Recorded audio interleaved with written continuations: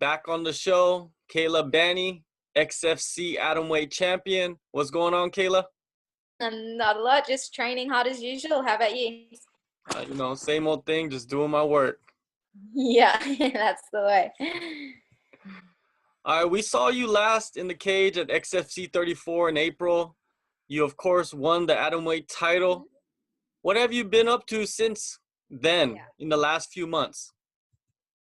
Well, since then I had a bit of a break, bit of downtime, but then got straight back into training. So it's been pretty much the exact same. I got back into training and working on the things that wanted to fix in my last fight, stuff that we wanted to work on and improve for the next one. So pretty much straight away we organized to get in and defend it again on the next show. So there wasn't much time to do anything else apart from start again. Before we get into your next fight, I wanted to ask you about your job as an assistant coach at Fight Club Jiu-Jitsu. What does your duties entail on a daily basis? So I teach all the kids classes at Fight Club. So I'm an assistant instructor there for all the kids, and I also teach women's only classes. So women's only jiu-jitsu. Yeah, you talked about you doing the kids classes, right? Do you have a better connection teaching those kids since you are still very young? Yeah, I think so. I think I do. And especially because I've always taught kids, even back home in my old town in Gladstone, I taught kids there as well. So I do have, I guess, a good connection with kids because it's they're younger and stuff like that. But also I love working with the kids and it's really enjoyable just to help them on their journey and see everyone see them improving, see from when they started to now.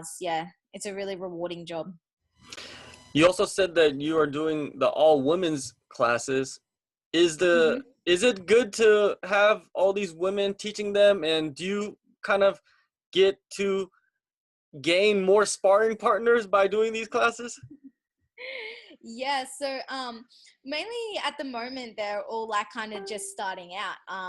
But definitely I love seeing the jiu-jitsu community grow for women. It just gives them so much more confidence and fun, and I love building that community and getting together with the girls. And I even started organizing ladies open mats where then we get a lot of girls come in, and it does give me lots of sparring partners and people to roll with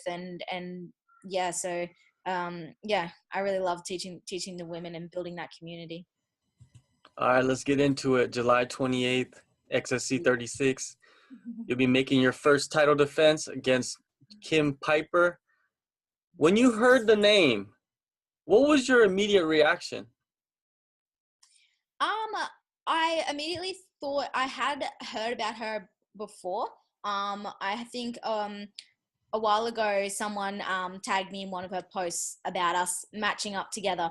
So my immediate reaction was kind of trying to figure out, where have I heard that name before, and backtracking to a couple of people kind of were trying to put us together a while back. And so for me it was that's now we get to finally, I guess, go together. So I'd heard of her before, but I hadn't followed her much. I didn't know much about her or seen many of her fights. I know that she versed Brooks, so so then immediately I thought, well, she's obviously the next person to stand in line, that's out of us girls in Queensland, Australia at the moment. So You mentioned Brooke. That is a common opponent of you guys. You guys have both taken her on and defeated her. Do you look at those fights as a barometer of what to expect from Kim? Yeah, I do, of course. Go back and look at the fights. But then again, you don't want to rely solely on that because, she's fought Brooke a year ago. So much can change in that amount of time. So it's definitely a baseline, and it helps us a little bit there, but you can't always, it's been a long time since they fought. So What have you been focusing on in this camp leading up to XFC 36? Leading up to this fight, I've been focusing on staying tight and sharp, being very technical. We always to really be technical within everything I do. So, from the start, like coming off my last fight, going straight back into training, we just, drilled technique, just sharpening and making all those little finer details, trying making them perfect. So I've been working a lot of hands and stuff like that. But it's very all-rounded. Nothing in specific of like a specific technique or drill, just being tight and technical. Since you are still, you're very young, you're growing still, do you feel that when you throw punches and kicks, you are gaining more power as you develop? Yeah, for sure. I've noticed a huge difference. As well as, yeah, since I'm, growing and evolving, but also like with my my coaches, my strength and conditioning coach, I can just see like the progression being with him, and even leading up since like my last fight, kind of like where I, had a chance to repair, recover, and then build again. I can definitely feel the difference in the power in my strikes. Yeah. You mentioned strength and conditioning. Is this something that you have always been doing, or is it something new? I've always been doing it, but I've never had it real specific. I've never had someone to do it properly for me. I've kind of just like gone here and there through like various coaches, or never had a proper program to build up. So that's I think doing that properly this time around has made a huge difference. Yeah. Do you use any other types of technology like cryotherapy, or there's so many things out there nowadays that people are using. Are you utilizing those things? Yes, for sure. We love our ice baths. So I do lots of ice baths, always like after my training sessions. We have a recovery center here at the Gold Coast, P3, and they have like the contrast pools. So I do like hot and cold contrast. And also like the leg compressions with the blood circulation and stuff like that. So yeah, I do take advantage of all that kind of thing. Yeah. Yeah. I love my ice baths. Yeah. Your opponent will be returning from a year layoff. You have experienced long absence from competition yourself. Does it Yeah. take some time to adjust to the lights, the cameras, and the cage?